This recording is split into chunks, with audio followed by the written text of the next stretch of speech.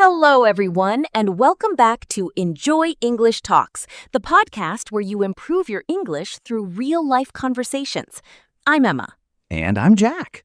And today, we're talking about something that almost everybody wants, but very few people seem to have: a peaceful day. Ah, yes. The legendary peaceful day. We've all heard stories about it. Some people claim they've experienced one. There are rumors. There are legends. There are eyewitness accounts. But actual proof? Very hard to find. You make it sound like we're hunting for a rare creature. Well, honestly, these days, finding a peaceful day feels harder than finding a unicorn. Think about it. You wake up. Your phone is buzzing. Your inbox is full. Someone needs something. Your to-do list is already judging you. And somehow the day hasn't even started yet. That's so true. And I think a lot of people believe peace is something that happens later. They tell themselves, I'll relax after this busy week. I'll feel peaceful after this project. I'll be happier when things finally slow down. But somehow life never slows down. Exactly. And that's why I love today's topic, because we're not talking about a dream vacation. We're not talking about moving to a cabin in the mountains. We're talking about finding peace in ordinary life.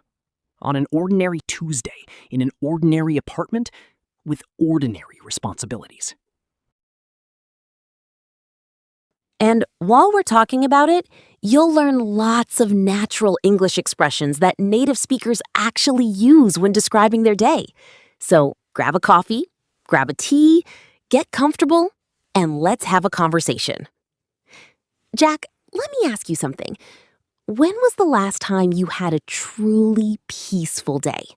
Not just a day off, not a lazy day, a day that genuinely felt calm from the inside. That's actually a really good question. And surprisingly, I remember it clearly. It was a Sunday morning. No alarm clock, no meetings, no deadlines, no plans.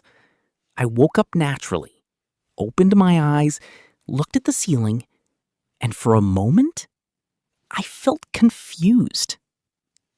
Confused? Why confused? Because my brain is so used to waking up in panic mode. Usually my morning sounds like this. What time is it? Am I late? Did I forget something? Where's my phone? Where are my keys? Why can't I find my keys? Oh, they're in my hand. I think half our listeners just said, that's me. Exactly. But on that Sunday, none of that happened. For the first time in weeks, I didn't have to rush anywhere. And honestly, that felt incredible. There is something magical about a morning with no urgency. No rushing, no pressure, no countdown clock running in your head. Exactly. I got out of bed slowly, made myself a cup of coffee, opened the window. The weather was perfect. Not too hot, not too cold. And I just sat there, quietly, doing absolutely nothing. Nothing? Not even checking your phone? Not even my phone. I know, it's shocking. A modern miracle. Someone should document it. That might be the most impressive thing you've ever done. Thank you. I've worked very hard to achieve absolutely nothing. And how did that feel? Honestly, amazing. Because for once, I wasn't trying to improve myself. I wasn't trying to learn something. I wasn't trying to finish a task. I wasn't trying to be productive. I was simply existing. And I think that's something many people forget how to do. That's such an important point. We're always doing something, watching something, listening to something, working on something, planning something. It's very rare to simply sit and enjoy a moment. Exactly. And here's the funny part. Nothing exciting happened that day. I didn't travel. I didn't attend an event. I didn't accomplish anything extraordinary. But when I went to bed that night, I remember thinking, that was a really good day. I love that. Because sometimes we think a good day has to be exciting. We imagine perfect vacations, beautiful beaches, luxury hotels, huge achievements. But some of the best days are surprisingly simple. Absolutely. Sometimes happiness looks like clean sheets, fresh coffee, a quiet walk, and nobody asking you to solve a problem for 5 minutes.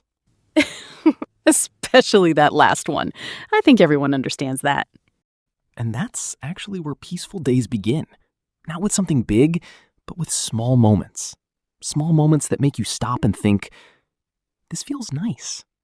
And that's a great English phrase, by the way. This feels nice. Simple, natural, and something native speakers say all the time. Because not every feeling needs a complicated description. Sometimes something simply feels nice. Exactly. And here's another useful phrase. I slowed down. Very simple, very natural. For example, I slowed down and enjoyed my morning. Or I decided to slow down and take a walk. To slow down means to stop rushing, to move at a calmer pace. And honestly, that's one of the biggest themes of today's episode. Because sometimes peace isn't about changing your entire life. Sometimes it's about slowing down enough to notice the life you already have. Wow, that definitely belongs on a coffee mug.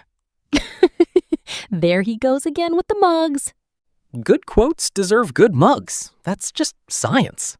And speaking of slowing down, in the next part of our conversation, we're going to talk about quiet walks, staying off your phone, getting a moment to breathe, and why some of the happiest moments in life are often the simplest ones. So stay with us, because the conversation is just getting started. The secret to a peaceful day. Learn natural English through conversation. Part 2. Welcome back, everyone. Before the break, we were talking about peaceful days and how they often come from simple moments rather than big events. And honestly, I think that's something many people forget. Absolutely, because social media has convinced us that happiness always looks exciting. It looks like traveling to another country, buying something expensive, doing something extraordinary. But in real life, some of the happiest moments happen on completely ordinary days. Actually, Jack, let me ask you something. What's one small thing that instantly makes your day feel more peaceful? That's easy. A walk. A simple walk. No destination, no hurry, no reason. Just walking. Really? Even if it's just 10 or 15 minutes? Especially if it's only 10 or 15 minutes. Because it's amazing how much stress can disappear during a short walk. Sometimes I start walking with a head full of problems, and by the time I come back, those problems don't seem quite so big. That's a perfect opportunity to learn a useful English phrase, to clear your mind. If something helps you feel less stressed or less overwhelmed, you can say, it helped me clear my mind. For example, the walk helped me clear my mind. Or, I needed some fresh air to clear my mind. Native speakers use this phrase all the time. I love that phrase because it's so visual. It's like your brain is crowded. Too many thoughts, too many worries, too many tabs open. And then something helps create space again. Exactly. Sometimes my brain feels like a browser with 97 tabs open, and somehow one of them is playing music, but I don't know which one. That's the perfect description of modern life. Right? And that's why walking helps. For a few minutes, your attention moves away from your problems. You notice the trees, the sky, the wind, the sounds around you, and suddenly you're living in the present moment again. That's beautiful. And I think many listeners can relate to that. Because one reason life feels stressful is that we're constantly thinking about the future. What we need to do, what might happen, what could go wrong. Exactly. Very few people are stressed about the present moment. Most people are stressed about tomorrow, or next week, or next month. And here's another useful expression, to take it easy. If someone says, I'm taking it easy today, it means they're relaxing, They're not rushing, they're not doing anything stressful. For example, it's Saturday, so I'm taking it easy.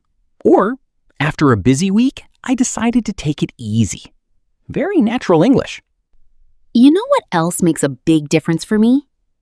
Music. Really? What kind of music? Usually soft music. Nothing loud, nothing dramatic, just something calming. Sometimes I make tea, put on some music, sit near a window, and suddenly everything feels slower. That sounds like the main character scene in a movie. Maybe a little, but it works.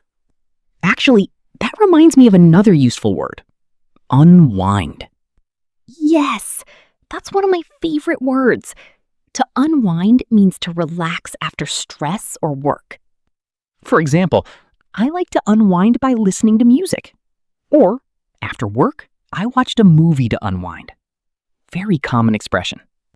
And I think everybody needs a way to unwind because stress builds up throughout the day. If we never release it, eventually we feel exhausted. That's true. There was a time when I thought being busy all the time was something to be proud of. I would say things like, I'm so busy, I barely slept, I've been working nonstop, as if that made me successful. A lot of people do that. They wear exhaustion like a badge of honor. Exactly. But eventually I realized something. Being busy isn't the same as being productive. And being productive isn't the same as being happy. That's such an important lesson because many people spend years chasing success and forget to enjoy their lives. And the funny thing is, the moments I remember most aren't the busiest ones. They're the peaceful ones. A conversation with a friend, a quiet evening, a walk at sunset, a good cup of coffee. I completely agree. When I think about my favorite memories, they're usually simple. They're moments when I felt present, connected, calm. Can I ask you something? Of course. What's your definition of a perfect, peaceful day? Let's see. I would wake up naturally, no alarm. I'd make coffee, read a few pages of a good book, go for a walk, maybe meet a friend, come home, cook something simple, listen to music, and spend the evening without checking work emails.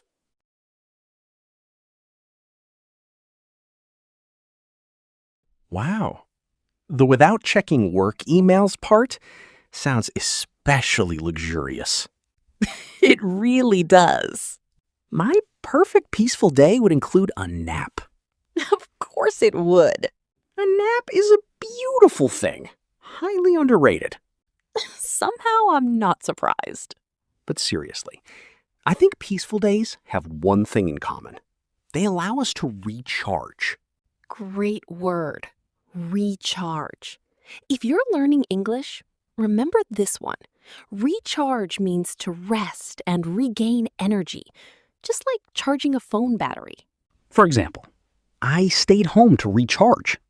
Or I needed a quiet weekend to recharge. Very natural. And sometimes recharging isn't about sleeping. Sometimes it's about doing things that make you feel alive again. Reading, walking, talking with friends, spending time in nature, doing something you enjoy.